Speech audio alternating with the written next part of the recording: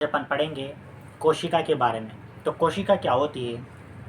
कोशिका की सबसे पहले खोज जिसने की थी उसका नाम है रॉबर्ट हुक। तो रॉबर्ट हुक ने सन 1665 में कोशिका की खोज की थी। तो देखो कोशिका होती क्या है, इसके बारे में आज अपन थोड़ी सी डिस्कस करने वाले हैं।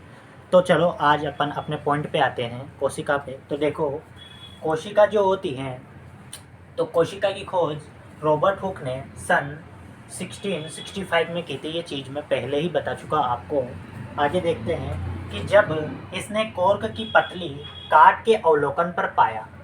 कॉर्क की पतली काट क्या होती है मैं आपको बता दूं। उसने क्या किया, एक पेड़ जो होता है उसकी छाल को निकाला। एक पेड़ जो होता है उसकी क्या निकाला, इसने छाल को निकाला और उसको क्या कर दिया, कॉर्क का नाम दे दिया। तो देखो आगे, कॉर्क की पतली काट के अवलोकन पर पाया कि इसने अनेक छोटे छोटे प्रकोष्ठ होते हैं। इसमें क्या होते हैं, छोटे छोटे प्रकोष्ठ होते हैं। अब मैं एग्जाम्पल के लिए मधुमक्खी का छत्ता लेता हूँ। आप सब जानते हो कि मधुमक्खी का छत्ता जो होता है उसमें छोटे छोटे छिद्र होते हैं अंदर की साइड में।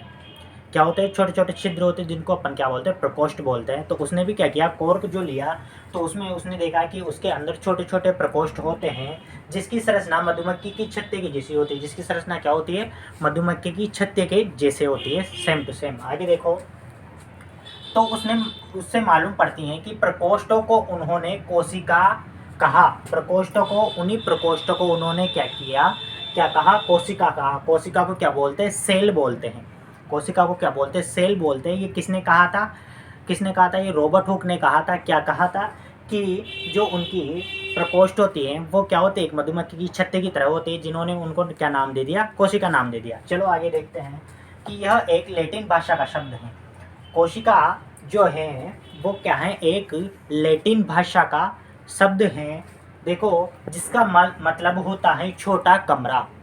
जिसका मतलब क्या होता है, छोटा कमरा।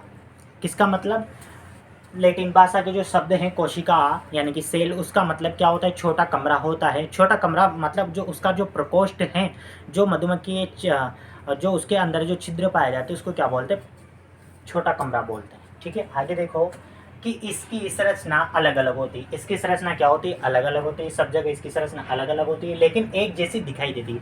संरचना अलग अलग होने के बावजूद भी क्या करती हैं, एक जैसी ही दिखाई देती है। आगे देखो कि यह सभी मिलकर एक बड़ी संरचना बनाते हैं। जब ये छोटे छोटे प्रकोष्ठ और छोटी छोटी संरचनाएं मिलकर सब सारी की सारी एक जैसी संरचना बनाते हैं तो उसको क्या बोलते हैं, कोशिका बोलते हैं। फॉर एग्जाम्पल के लिए प्याज।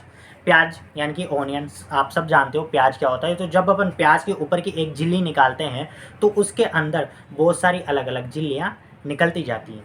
और जब अपन उसकी झिल्ली को किसी सूक्ष्मदर्शी से यानी कि माइक्रोस्कोप से देखते हैं तो उसमें अपन को बहुत सारी लेयर्स दिखाई देती है, बहुत सारी लाइनें दिखाई देती है। तो इसको क्या बोलते हैं, कोशिका।